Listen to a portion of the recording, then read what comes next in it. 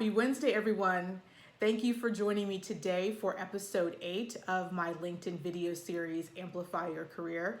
I can't believe we're on episode 8. It's been a wonderful 2 months with you sharing about sponsorship and how to move your career forward in meaningful ways. I was actually inspired this morning. I was taking my dog out for our morning walk, and it was cool and crisp outside, which means we are definitely transitioning into fall here in Charlotte, North Carolina. And I hope the temperatures are also cooling off for you. Today's topic is around how to secure multiple sponsors. And I'm going to do things a little bit different with today's episode. Normally, I provide you with 3 tips on how to move forward with the topic of the day. But this particular topic is of interest and passion for me. And there has been one consistent theme throughout my career that has served me well in being able to secure multiple sponsors. And that is building relationships. Now, I'm not using the term networking, not because I don't think that it's an appropriate term or that it wouldn't resonate with you. But when I talk to my mentees and proteges about networking, they feel that it is extremely transactional. And when I talk about building relationships, I'm speaking about building deep connections with someone that shares your passions, values, and interests. And when I develop deep relationships with other individuals, they become invested in my success. And that's what sponsorship is all about, finding someone that will advocate on your behalf and be willing to put their name on the line for you. And when they know you as a person, as a human being, it makes that sponsorship relationship that much more rich. One thing that I have done strategically in my career to build relationships and expand my network is to join professional associations.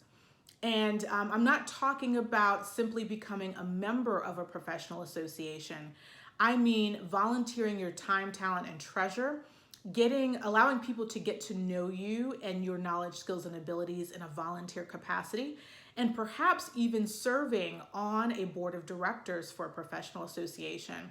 In fact, I'll be talking about how board service can also be a great way to expand the potential and the probability of you gaining sponsorship.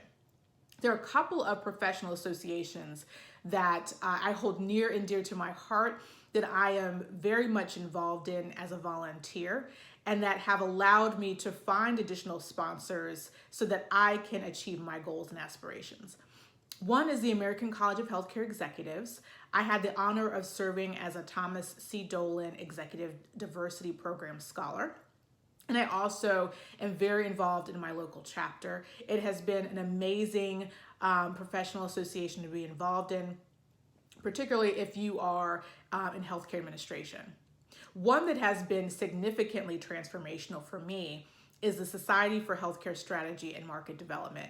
As a healthcare strategy practitioner, not only does SHSMD provide a wealth of education, but I have the honor of serving on the board of directors, and this has been an amazing way for me to step into my leadership, step into my courage, and be able to serve as a role model for others.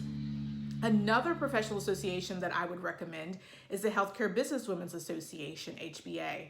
I knew that my network needed to expand across the healthcare industry and across sectors, and HBA has allowed me to develop relationships with executives and leaders in the life sciences, pharmaceutical, and payer industries. So I would highly recommend that one. And again, last year I was selected to serve on the global board of directors, and it's been fantastic. And another organization, if you are a diverse professional, would be the National Association for Health Services Executives, NASE. That has really been a home for me, and one reason why I continue to come back year after year to connect with other professionals that look like me and that have the same goals and aspirations.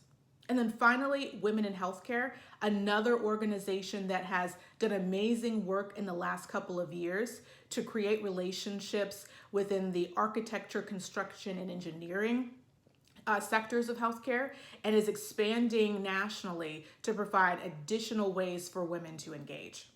So I highly encourage you to think about the memberships that you have in professional associations and how you can use those memberships to expand your leadership capacity by serving as a volunteer leader and attracting other sponsors, not just within your organization, but outside of your organization.